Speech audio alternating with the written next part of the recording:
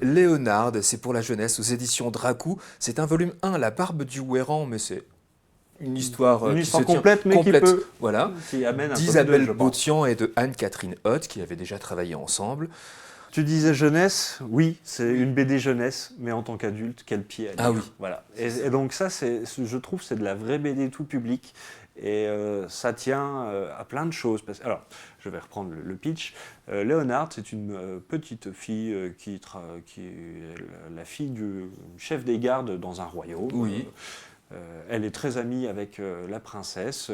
Ce royaume humain est entouré de loups et de renards qui sont pas franchement très sympathiques parce que les humains détruisent très régulièrement la forêt qui les abrite.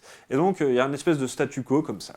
Et Léonard, elle aimerait bien que ce statu quo évolue et qu'il y ait plus d'entente entre tous les peuples, oui, entre les humains, les goupils et les leux. Voilà, les leux, donc les loups.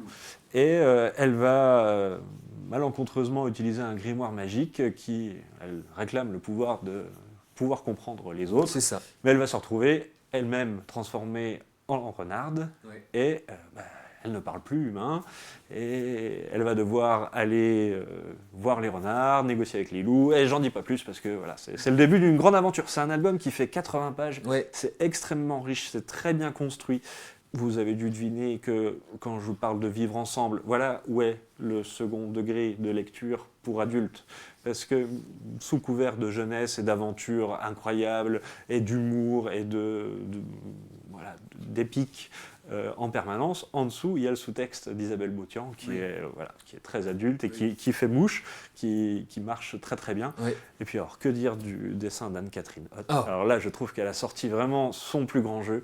Il y a une expressivité dans les personnages. Waouh, Léonard, c'est de l'acting tout le temps. Oui. Elle a vraiment... Il y a de l'émotion. On sait tout de suite ce que pense Léonard juste par rapport à son visage. C'est vraiment une grande performance de dessin. C'est fun, ça pétille. On s'inquiète aussi pour Léonard. Il y a vraiment c'est de la grande bande dessinée. Voilà. Et je ne veux pas qu'il n'y ait que les enfants qui lisent ça. D'autant plus que... c'est la barbe du Ouéran. Ah oui, là, il faut en parler. C'est big up aux Vosges parce que c'est tiré d'une légende vosgienne, le Ouéran, qui est le protecteur des forêts vosgiennes contre les braconniers et qui apparaissait la nuit quand les braconniers faisaient des feux, selon la légende, et qui criait « Ouh, ouh » avec une grosse voix comme ça pour faire fuir les braconniers. Donc... d'une légende vosgienne. Alors c'est le petit plus, mais non, c'est vraiment excellent. En patois vosgien d'ailleurs, ça veut dire criard, braillard, Ouéran. Donc voilà, mais c'est le petit plus et on part de ça justement, la barbe du Ouéran. Donc on verra ce que c'est que ce Ouéran dans la bande dessinée. On va pas en dire plus.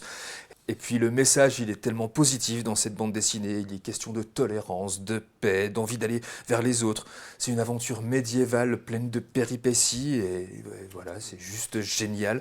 On vous le conseille vraiment pour tout public de 4 à 444 ans presque. Ça s'appelle donc Léonard aux éditions Dracou d'Isabelle Bautian et Anne-Catherine Hott.